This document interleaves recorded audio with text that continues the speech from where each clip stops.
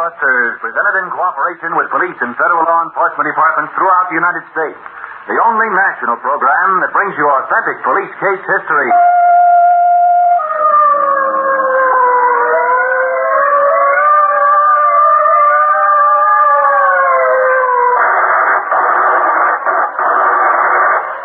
Tonight, Gangbusters presents the case of the Cowboy killers, the gang of bandits who counted a right hook to the jaw with hot lead to the heart that bought them a ringside seat in the death house.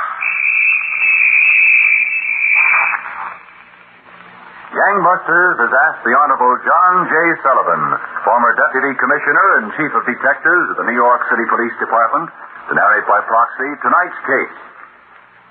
Now, Chief Sullivan, you've told me tonight's case is about a gang of reckless New York hold-up men who operated almost in the old Wild West style. That's right, Don Gardner. And that's why newspaper reporters referred to them as the Cowboy killers. Their fast-riding mode of operations and their readiness to shoot down anyone, man or woman, who opposed them, gave New York police a near nightmare trying to apprehend them. Well, Chief Sullivan, this sounds like an unusually important case, so why don't you start right in? Certainly, Don. Let's begin on a chilly November evening a couple of years ago in a quiet section of Brooklyn, New York. A husky blonde youth, almost 6 feet tall, climbed the stairs of a small apartment house. Stopped in front of apartment 2B, read Ferdinand and Stella Osborne.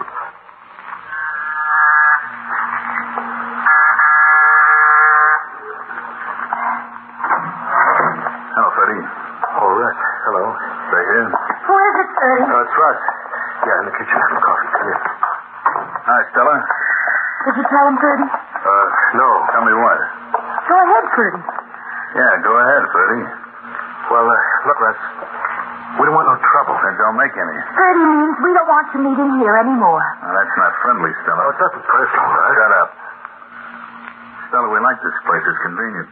Convenient for everybody, and besides, you make good coffee. We don't want any trouble with the cops. You don't mind having trouble with me? Now, don't get sore, Russ. Stella's just a little bit scared. They're the wrong people. All the cops can do is throw you in a can. I can think of a lot more things than that. Oh, she was just talking, Russ. She talks too much. Button her lip or I'll do it for you. Freddie, if you... Shut up, Stella. That's the ticket, Freddie. Every time a babe runs off at the mouth, some guy gets slapped down. You're being smart. They're in the kitchen. Why don't you go in there? I will, baby. You can cry on Freddie's shoulder, but keep it quiet. I don't like being disturbed. Hi, Russ. Hello, Dave. About time you showed up. Been making some changes in our plans, Vic. The change.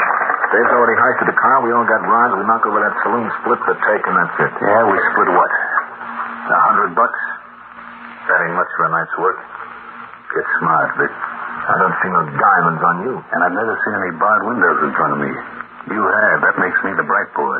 In your opinion. Mine, too. What, do you carry the kid brother here around for support? Dave pulls his own weight. You gonna be unreasonable? I don't like last-minute changes. You figure to knock over a saloon? Let's do it. Who's changing or figuring? I'm just adding to it. What do you mean? Look, Vic. Instead of 1, we knock over 7. In one night, Russ? That's right, Dave. You're nuts. Why, we'll have every cop in Brooklyn on our trail. That's part of the plan. And I want no part of it. Stop beating your gums. Let Russ finish. I'll show you what I'm driving at. I need a map. Now, this goes Brownsville in East New York. Now, mark the streets. See? Yeah? Go on. Now, these crosses on the map. 7 of them. Each one's a bar and grill. They're all pretty close together. We knock them off 1, 2, 3. You'll never get past that third one. The more we do, the better our chances are, up to a point. How do you figure that, Russ? We knock over the first one, what happens? Somebody calls the cops. In a couple of minutes, there's 2 radio cars there. Yeah? They get out, chew the fat, ask some questions, and meanwhile, we're taking a second joint. There's more than 2 radio cars in Brooklyn. Sure, but every time they call new ones, they got to come from farther off. If we work fast and quick, we'll always be ahead of them. Huh! Just like a bunch of cowboys on the loose. You've been seeing too many westerns, kid. That's the idea. Well, I'm game, Russ. Count me in. How about you, Vic? Scared? I'm not scared of doing anything you guys will do. I'm in. Good. It's 11:30 now. Figuring about 15 minutes to each bar, we'll be finished by about 2 if we get started right away. Let's go.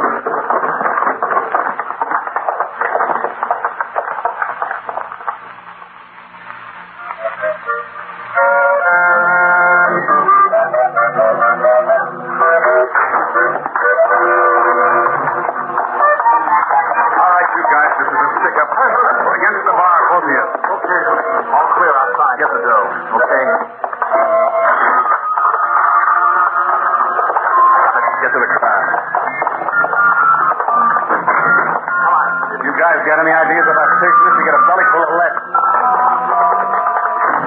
Get on the telephone.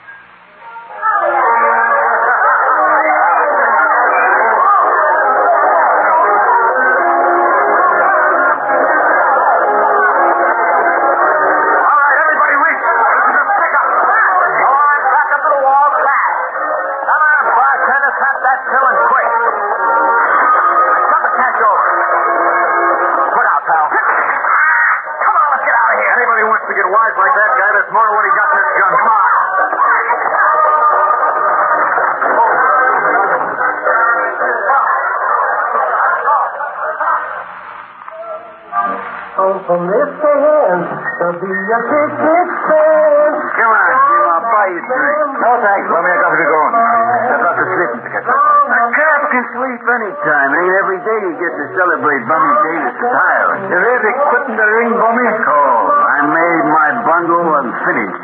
You sold this joint. Come on, have a drink with me to celebrate. No, thanks, Bummy, no thanks. You think you're too good? And don't get sore. That temporary hour's going to blow you right into a mess of trouble someday. I just don't want to drink. Sorry, Jim. Should know better than to get tough with a cop, even if you are off duty. Wait till I settle up. I'll give you a lift home. Okay. All right, this is a stick-up. What? Easy, woman. Stand stiff and straight. Nobody will get hurt. Don't want to pick up the dough. Check. Why don't you leave this guy alone? Come on, we'll get them when they go. He just bought the place. Give him a break. Look, mind your own business. Don't shove that gun in my butt. I said get him up, right, guys? Come on, let's get out of here. Stop. Get up. There's some medicine for cops.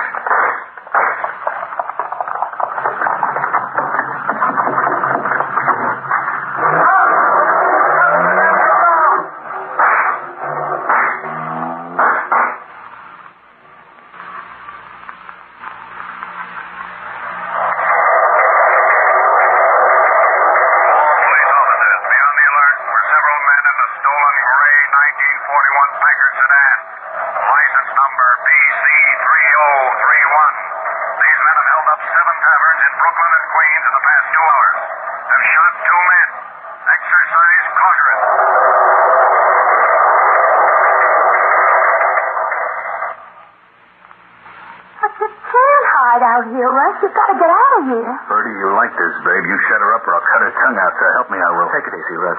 Stella. But every cop in Brooklyn will be here. Hey, Russ. Russ, this hurts. You gotta do something. Okay, kid, I will. How's your shoulder, Rich? I'm bleeding. Ooh. We would run into a cop on the last pitch. I have to get a doctor working the kid brother and you. Your kid brother, maybe. Not me. Are you crazy? I'm scared of doctors. Russ. Bertie, you know any sawbones that are right? Oh, look, Russ, we don't want to get in any deeper. I'll dig up a doctor somewhere. No, not for me, you won't. I was going to cut me up. I'll be a screwball. You're talking. You're the screwball. I was right the first time. Should have stuck to knocking over one joint. You feel that way, you're on your own. It's a pleasure. Then get out of here. Okay, genius, I will. So long. Russ, you gotta get the kid out of here for his sake, if not ours. Russ, it hurts. My back. What's up? Easy, Dave, easy. Russ, I want to go. Russ. He's out. You gotta do something, Russ. Yeah. You got a car, ain't you, Freddie? Oh, yeah. Where is it? In the garage a couple of blocks away. Get it. Wait, Freddie, what for? A trip to Kansas City. Oh, but that's my hometown. I'll find someone there to take care of it. We won't do it. We don't want the cops on us. What do you say, Freddie? Okay, Russ. Freddie, we'll get Why don't you keep your yap shut? Now, Freddie, you get that car.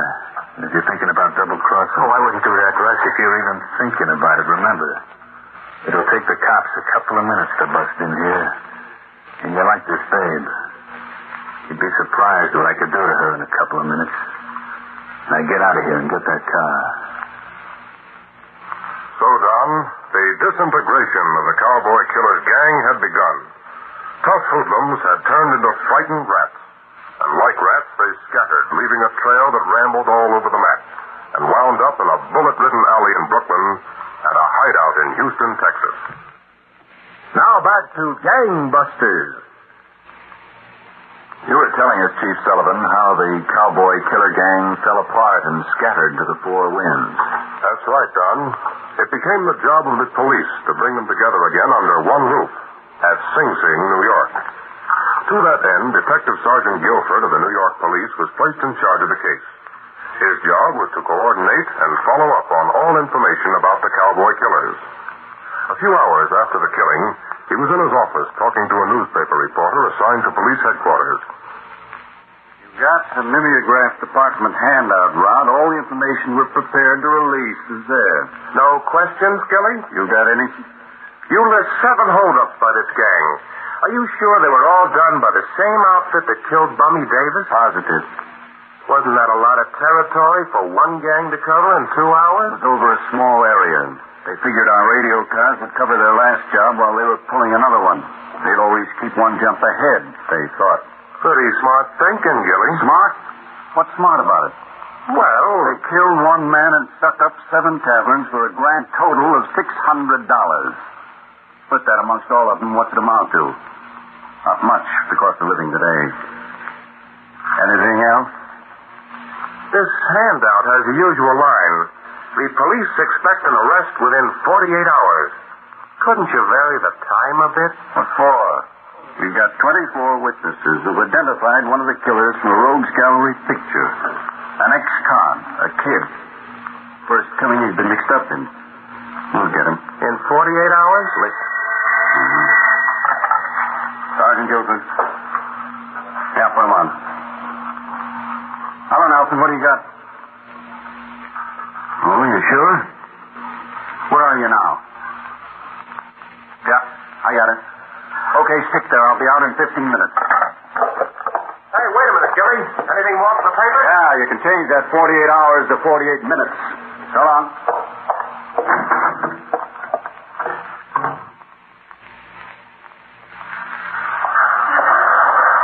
Hello, Nelson. Hello, Sergeant Guilford. He's still inside? Yep. In the hall room. Second floor there. Is he alone? Guess there's somebody already in. I saw him here from the movie. Put a straight limb in the back just in case. I did. Went through 41st Street. How'd you reach into him? His girlfriend lives here. Had the place covered. He showed up for him for 5 minutes, came out and went to a movie. I trailed him back here. Didn't want to call him until he settled down. Good move. Let's get him. Okay. We'll go inside.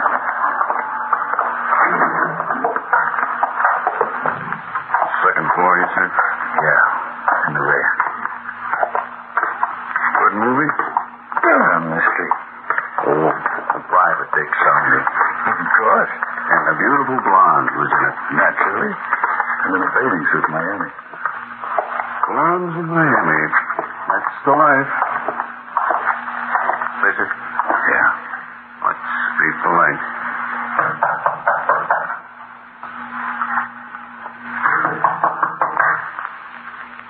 Who is it? Police.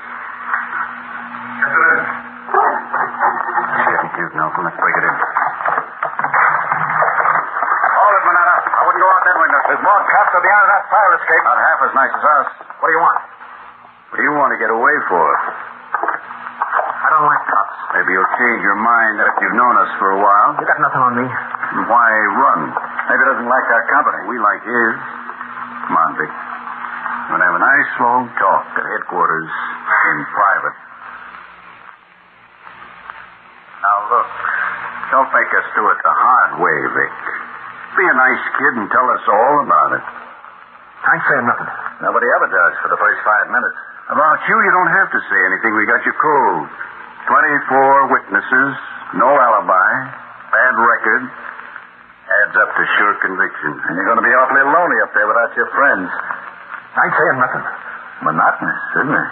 Vic, like a father, I put my arm around your shoulder. Oh! What's the matter? Maybe he's sensitive. No. No, it's all right. We'll see. Nelson, help him off with his coat. No, I don't want to. The cold will turn up the heat. Take his coat off, Nelson. Come on. Oh! Well, what do we got here? Blood. All dried up around a bullet wound. And you didn't change your shirt. That's not sanitary, Vic. All right. I got into a fight with a guy. He winged me, and I didn't want to get mixed up with the cops. Sure you didn't get this in front of Duty's Tavern in Canarsie? No. Patrolman Jim Madden threw 4 shots at the killers. I wasn't there, I tell you. We'll find out when we dig that bullet out.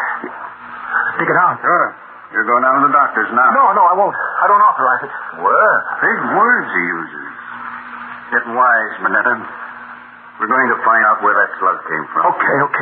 It came from the cop's gun. I don't want no doctors digging around in me. That's better. You won't let them operate, will you? I don't like doctors. I'm scared of them. Keep up the conversation. Who are the guys with you? We know what they look like. What are their names? Russ and Dave Donahoe. Where are they now? I don't know. That's not helpful. Well, I don't. Where'd you leave them?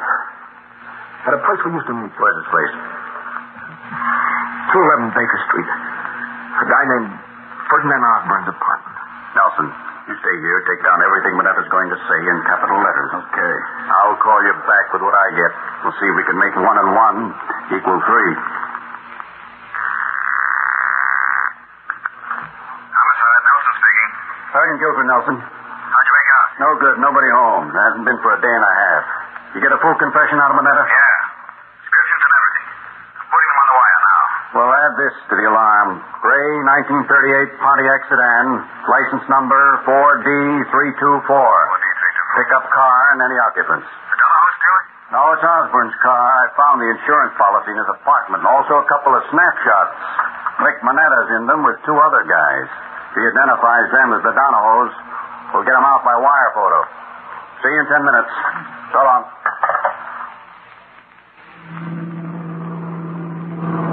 How's the kid, Stella? Still sleeping, Russ, but he won't be able to take much more of this driving. You won't have to. We're coming into Kansas City now. It's about time I pushed. You've been driving for nearly 2 days straight. We split up here, Russ, right? Maybe. Well, you said... Shut up. I said maybe. 30, turn right at the next corner. Where you taking us, Russ? Turn right. There's a hospital 4 blocks down. You gonna leave the kid there? Yep. Up till last question. What are you going to say? Me? Nothing. You'll answer. You're going to take him in. What? No, he won't. He and Freddie don't want to get in any deeper. Bertie don't want to get his head blown off either. On a replica. This is it. Now listen, Freddie, you're going to carry him into the hospital. Oh, but tell him you found him out on Route 22, about 3 miles out of town. There's a roadside joint there that used to have a lot of trouble. They'll fix up the kid and investigate afterwards. But suppose they make him stay. So what? Better you than me. They can hang a murder rap around my neck. You're clean. Russ, why don't you... Shut up, baby. You're staying here. You get that, Freddie? So don't get ideas, or I'll turn this cutie into a corpse with the greatest of pleasure. Now pick up the kid and get going. Okay, let's get out of here. Everything went all right? Yeah. Will anyone recognize I you? don't know. I told the story like you said, Russ. And I sneaked out when they weren't looking. Come on, let's get started, huh? Yep. Russ, you said you'd leave us in Kansas City. I will, baby. Get the kid off my hands. I'm going to travel fast and light. Oh, Russ, you wouldn't. Don't get scared, Freddie. It ain't going to be that. I'll drop you both in the middle of town. Okay, Russ. And if I hear that you so much as look at a cop, either one of you, I'll come back from wherever I am. You get the idea? And when you hit Brooklyn, lead a nice, quiet life. So you'll wind up in a nice, quiet grave.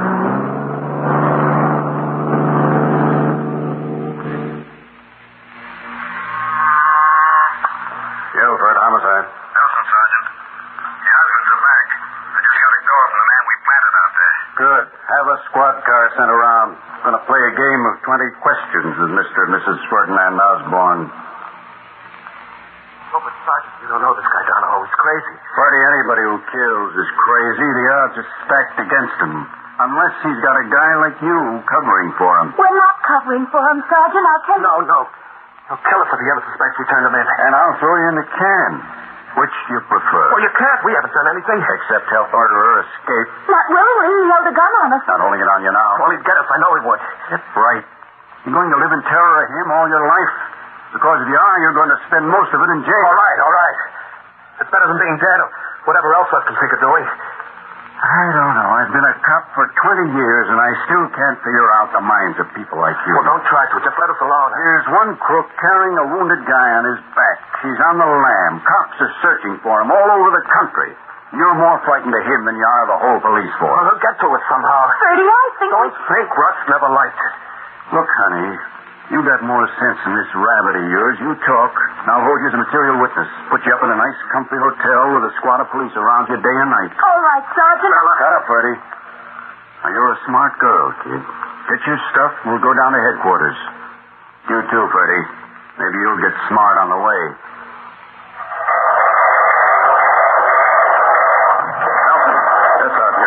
Ferdy and his wife drove the Donahos to Kansas City. They dropped the one who was shot, Dave, at the Mercy Hospital. Send a wire to the KC police to pick up the kid. Okay, we'll do. I'll be back with anything else they spill. Right. Hello? Sergeant Gilbert, New York Homicide? Just a minute. Hey, Sergeant. Yeah. For you. Thanks. Sergeant Guilford speaking. This is Lieutenant Milton of the Houston, Texas Police. Yes, Lieutenant? You've got an alarm out for Russell Donahoe, wanted for murder, right? You bet we have. Don't tell me you've got him, Lieutenant. No, but we've just got a call from a man who works in a refrigerator plant down here. He heard the description of Donahoe broadcast over the Gangbusters program. Says his place just hired a man who fits that description. Brooklyn accent and all. Well, nice going, Lieutenant. You spare a man to tail him? Sure, be glad to. Good. Keep a close cover on him. We'll fly down to Houston with positive identification. Help you pick him up right away. Now back to Gangbusters. How much farther is this refrigerator plant, Lieutenant? Just to block 4 and then around the corner. How many exits does the building got? 3. One through the office, one through the loading platform, and one directly out onto the street. I've got a man covering all. Now, we may need him. Donahoe plays pretty rough from what his friends tell us. This building is? Yeah, I'm pulling up to the factory entrance. With your permission, Lieutenant, we'll go in and leave you to take charge of the men outside in case anything goes wrong. Okay. Your party. Come on, Nelson.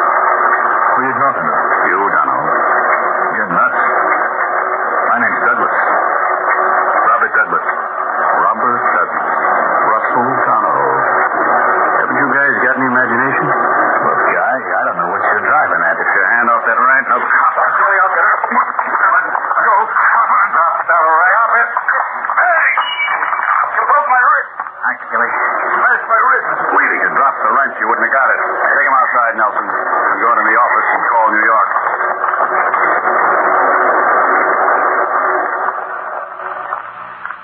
That done ended the case of the Cowboy killers with a very strong assist from your own Gangbusters program. David Donahoe was picked up at the Mercy Hospital in Kansas City, but died in a Brooklyn hospital before he could be brought to trial. The other killers were convicted of murder in the first degree and are now serving life sentences. Thank you, Chief Sullivan, for this important case history.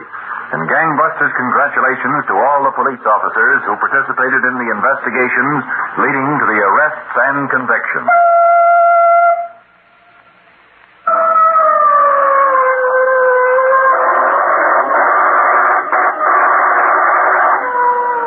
Tonight's case was dramatized by Palmer Thompson and directed by William Sweet, with Mandel Kramer and John Larkin in leading roles.